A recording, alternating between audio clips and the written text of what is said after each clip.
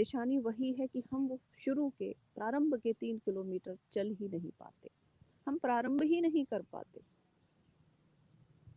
वो छोटी छोटी बातें जिससे हमारा जीवन बंधा है, जिससे हमारे प्रारब्ध बनते हैं और प्रारब्ध से हमारा भाग्य बनता है, और वो छोटी छोटी बातें जो विचार के केंद्र से आती हैं, जिसका केंद्र ही विचार है, और वो विचार जिसकी शुद्धि होना बहुत आवश्यक है, और जिसकी शुद्धि सिर्फ सत्य, सुंदरम, शुभ से हो सकती है। तो जब कभी कोई आप कृत्य करें दिन भर में,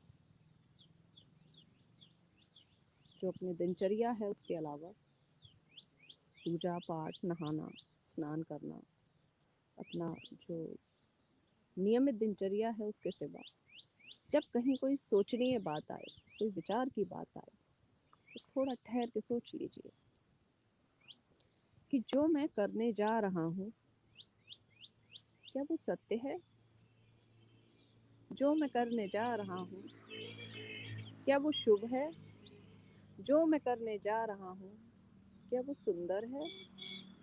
अगर वो तीनों में से कुछ भी भाव आपको नहीं लग रहा है, तो स्वयं से प्रश्न कीजिए कि फिर मैं करने क्यों जा रहा हूँ।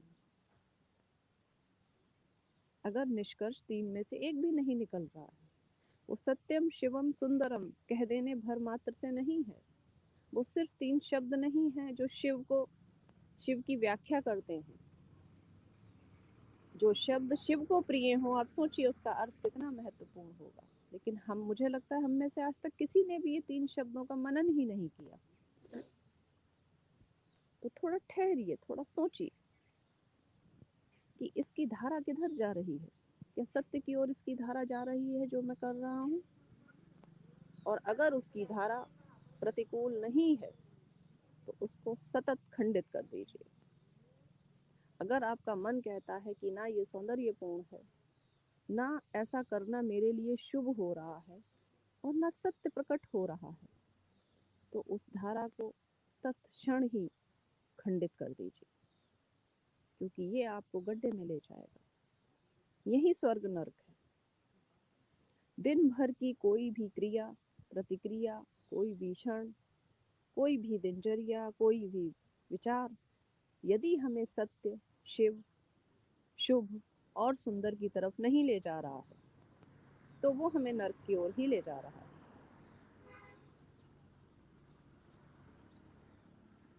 तीनों केंद्र हमारे अंदर हैं।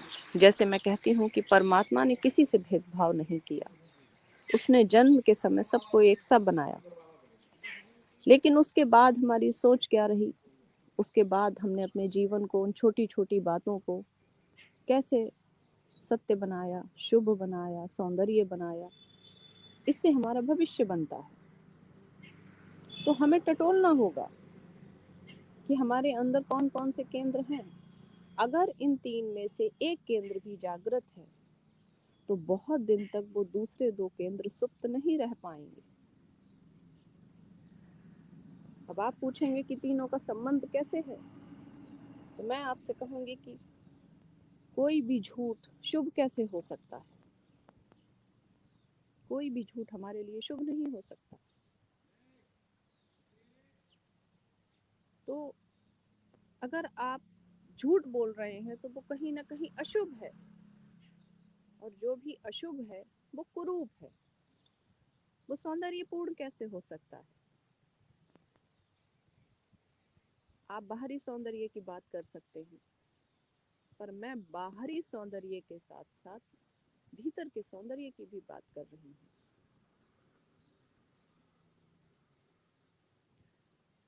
एक बार गांधी जी रविंद्रनाथ टैगोर जी से मिलने गए थे।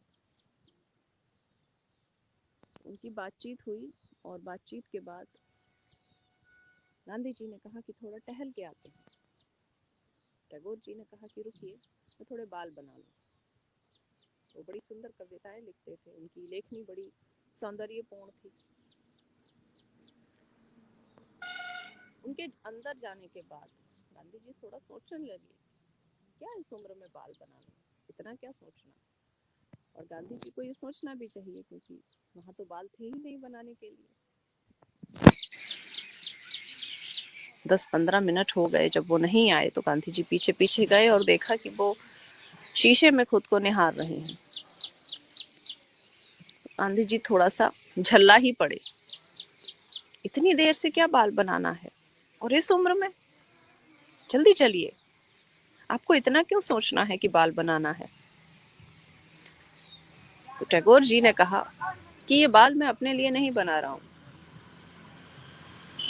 जब युवावस्था थी तो नहीं भी बनाता था, ऐसे भी निकल जाता था, लेकिन अब थोड़ा सा क्षीण है तो ठीक ठाक से निकलना चाहिए। उन्होंने बोला कारण क्या है, गांधी जी ने पूछा।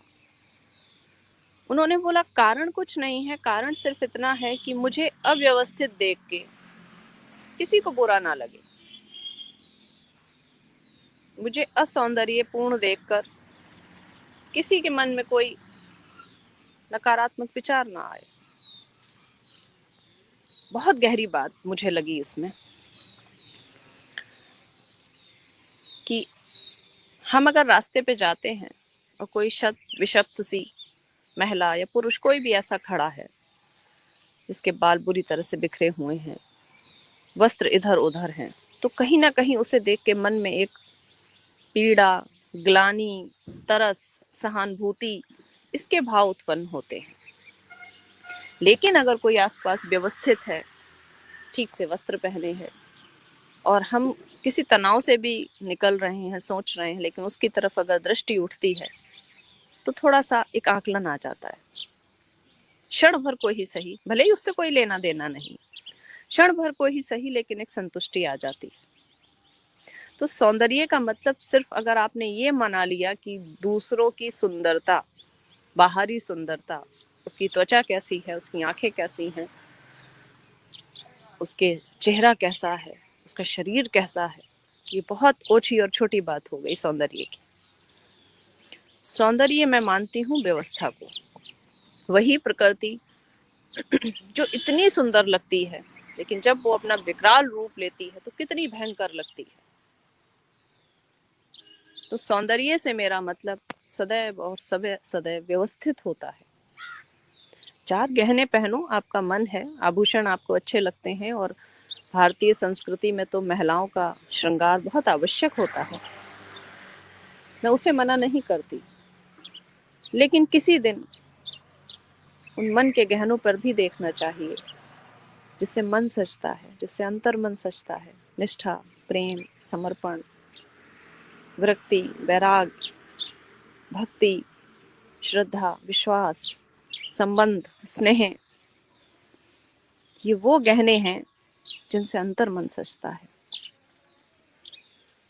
बहुत अच्छी बात है, शीशे में 10 बार देखना चाहिए जब घर के बाहर निकलो, बाल ठीक हैं, पोशाक ठीक है, अच्छे दिख रहे हैं, एक बार मन भी टटोल लेना चाहिए कि मन के स्पंदन कैसे हैं, मन की कोशिकाएं कैसी हैं। क्योंकि जिस तनाव से आप प्रतिदिन निकलते हैं, गुजरते हैं, सहन करते हैं, जो बिना बात के तनाव है, वो तनाव ही एक दिन उन कोशिकाओं को संकुचित करने लगते हैं, और जब उससे कोई हृदय संबंधी बीमारी होती है और आप अस्पताल में होते हैं, तो कोई लिपस्टिक, बिंदी, परफ्यूम, पोशाक, गहने उस पे सजा के उस हृदय की धमनियों को ठीक नहीं किया जा सकता। वो डॉक्टर जो दवा देता है, जो इलाज करता है, वो भी कहीं ना कहीं कहता है कि ज्यादा सोचिए मत, जोर मत डालिए, ध्यान कीजिए, रिलैक्स रहिए, आराम कीजिए। काश हम समझ पाते कि मन के भी गहने होते हैं, काश हम उन मन के गहनों को कभी उतारे ही ना 24 घंटे। और अगर मन प्रफुल्लित है, सौंदर्यपूर्ण है, शुभ है, सत्य है, तो बाहरी गहनों का भी एक प्रभाव पड़ेगा। आप देखते हैं ना, कोई गर्भवती स्त्री होती है, एक अलग चमक उसके चेहरे पे होती है, क्योंकि परमात्मा उसके अंदर, उसके भीतर एक अंकुर फोड़ रहा होता है। उसके अंदर एक जीवन चल रहा होता है, वो एक जीवन पाल रही होती है अपने भीतर, और जो भीतर चल रहा होता है उसका उसके चेहरे पे पूरा फर्क दिखता है, पूरा प्रभाव दिखता है। उस पे अगर थोड़े से गहने, थोड़ा सा श्रृंगार कर दिया जाए तो कह दिया जाएगा सोने पे सुहागा। लेकिन एक रोगी स्त्री जो कई दिन से बीमार है, तनावग्रस्त है, किसी बात को दिल से लगा बैठी है, जो उसके अंदर अंदर भीतर भीतर सुलग रहा है, आप उसको 1000 गहने पहनाइए, 1000 वस्त्र पहनाइए, पर चेहरे पे वो चमक नहीं होगी। तो सौंदर्य का मतलब सिर्फ स्त्री की सुंदरता, पुरुष की सुंदरता से मत ले लेना। सौंदर्य का मतलब है भीतर की सुंदरता। तो अगर आपका जीवन सत्योन्मुख, शुभोन्मुख, सौंदर्योन्मुख है, इनमें से एक भी तरफ आप चल पड़े हैं, बाकी दोनों के अंदर स्वयं खुलेंगे। आपको किसी से बहुत बात नहीं करनी है इस बारे में, आपको किसी से बहुत नहीं पूछना है। सारे प्रश्न अपने भीतर हैं, सारे उत्तर अपने भीतर हैं। आस पास से एक सूत्र मिल जाता है, लेकिन उस सूत्र को पकड़ के मनन आपको ही करना है। थोड़ा सा सोच लीजिए, कोई जल्दी नहीं है। जो क्रिया अभी कर रहे हैं, जो बात अभी बोल रहे हैं, कोई जल्दी नहीं। तनिक सोचिए, थोड़ा रुकिए, ठिठकिए कि जो ये कर रहा हूँ उसका अर्थ क्या निकलेगा। क्या ये बुरा करना आवश्यक है? क्या ये झूठ बोलना आवश्यक है? क्या ये अशुभ किए बिना काम नहीं चलेगा? ये सोच तो लीजिए। और एक बार अगर आप मन में ठान लेंगे कि मैं सत्य, शुभ और सुंदर रास्ते पर रहूंगा, मार्ग पे रहूंगा, उसी को हम चुनेंगे, तो ये बहुत आसान है। सतत संकल्प से, निरंतर प्रयास से, निष्ठा से, भक्ति से, एकाग्रता से, ठहराव से हम ये प्राप्त कर लेते हैं एक दिन।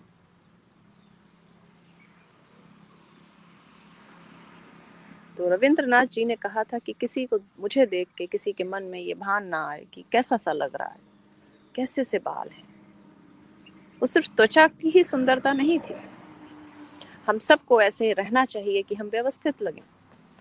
किसी को हमें देख के ये ना लगे कि सहानुभूति हो जाए, बेचैनी हो जाए। ये हमारा कर्तव्य है कि आसपास के समाज को हम सौंदर्य दें, हम शुभता दें, हम सत्य दें, कुछ ऐसी बात बोलें, कुछ ऐसे कृत्य करें जो सत्य हों, शुभ हों, सुंदर हों। आप किसी को गाली देते हैं, वो आपसे कुछ दूरी पे ही खड़ा है। जो गाली आप दे रहे हैं वो सबसे पहले आपके कानों में आ रही है, वो सबसे पहले आपके कानों को, वो स्वर सबसे पहले आपके अंतर्मन को मलिन कर रहा है। फिर कहीं जाके वो उसके कानों में पहुंचता है, कुछ 2 सेकंड बाद, 1 सेकंड बाद, कुछ क्षण बाद। आप किसी को मैसेज में, जो आजकल चैट चल गई है, हमने भरपूर नकारात्मक प्रयोग करना शुरू किया है सारे सोशल मीडिया का। मोबाइल बना था कि आवश्यक बातों की जानकारी दे दी जाए, लेकिन वो एक टूल बन गया है अपनी नकारात्मकता फैलाने का। मन में किसी के प्रति ग्लानि है, फेसबुक पे लिख दीजिए जाके। 4 लाइनें टाइप करने में कोई समय नहीं लगता, डेटा भी बहुत सस्ता हो गया है और टाइपिंग स्पीड भी बहुत बढ़ गई है हमारी। लेकिन इस सब में जो सारी स्पीड बढ़ गई है, डेटा की, टाइपिंग स्पीड, हमारी गाली देने की स्पीड, हमारा किसी पे कटाक्ष करने की स्पीड, हमारे किसी के पे आलोचना करने की गति, ये गति तो बहुत बढ़ गई है, लेकिन वो सृजनात्मक गति मध्यम हो गई है अंदर, जिसकी वजह से हमने जन्म लिया था, जिसकी वजह से जीवन आगे चलेगा। और मध्यम क्या हो गई है? ऐसे लोगों की मध्यम नहीं होती, धीरे धीरे सुप्त हो जाती है। ऐसे बहुत लोगों को जानती हूँ कि उनके जीवन में क्षण भर कुछ चला और उन्होंने कटाक्ष करके डाल दिया। वो ये नहीं सोचते कि जो मैसेज तुमने अभी लिखा है, भरपूर गुस्से में, भरपूर क्रोध, भरपूर ग्लानि में आपने एक संदेश को टाइप किया और किसी को भेज दिया, तो सबसे पहले तो वो आपकी ही आपके ही अकाउंट से गया। मेरी बात को ध्यान से सुनिएगा और समझिएगा कि अगर मैं आपको अपने अकाउंट से कुछ भी नकारात्मक भेज रही हूँ तो सबसे पहले तो वो मेरे ही अकाउंट से गया और सबसे पहले तो वो मेरे ही मोबाइल में सेव हो गया, तब कहीं जाके वो दूसरे को भेजा गया। और कई बार वो दूसरा 10 मिनट 15 मिनट बाद पड़ता है, लेकिन वो 15 मिनट तक हम क्रोध में ग्लानि में जलते रहते हैं। तो कहीं ना कहीं परमात्मा बताता है कि जो नकारात्मक विचार तुम मेरी सृष्टि में फैला रहे हो, पहले तुम ही इसमें झुलसोगे, पहले ये तुम्हें ही जलाएगा, पहले ये तुम्हें ही प्रताड़ित करेगा। तो क्षण भर रुक जाइए ना कि ये जो लिख रहा हूँ, ये जो मैं सोशल मीडिया पे डाल रहा हूँ, इसका अर्थ क्या होगा। मैं लिख रहा हूँ तो कितना मन वेदना में है तो लिख रहा हूँ, जो पढ़ेगा वो भी पीड़ित होगा, पता नहीं उसके मन में क्या चल रहा होगा। वहाँ पे दसियों लोग ऐसे हैं जो अलग अलग जीवन की पीड़ाओं से निकल रहे हैं, अलग अलग वेदनाओं से गुजर रहे हैं, वो पढ़ेंगे तो वो और नकारात्मक हो जाएंगे। एक साथ हम कितने लोगों को उस नकारात्मक गड्ढे में अपने साथ ले जाते हैं, सिर्फ और सिर्फ अपने चंद शब्दों के माध्यम से। और हम कहते हैं कि हमने तो कोई पाप ही नहीं किया, हम क्यों प्रारब्ध भुगत रहे हैं। ये अदृश्य वो पाप हैं जो हम कर रहे हैं, किसी को बिना बात आघात करना। परमात्मा की सृष्टि में कोई भी ऐसा स्पंदन का अंकुर फोड़ देना जो सृष्टि के लिए अनुकूल ना हो, ये भी पाप है। आपके कृत्य, आपकी वाणी, आपका आचार व्यवहार, सब कुछ ऐसा होना चाहिए जो सत्य हो, शुभ हो, सुंदर हो, इस सृष्टि के लिए, इस ब्रह्मांड के लिए, हमारे जीवन के लिए वो स्वतः ही शुभ हो जाएगा। कोई भी सौंदर्य ऐसा नहीं है जो शुभता प्राप्त किए हुए ना हो। तो सौंदर्य के पुजारियों को ये समझ लेना चाहिए कि जब बात सौंदर्य की हो रही है, सुंदरम की हो रही है, तो वो बाहरी सुंदरता की बात नहीं है। कोई भी झूठ कितना कुरूप होता है।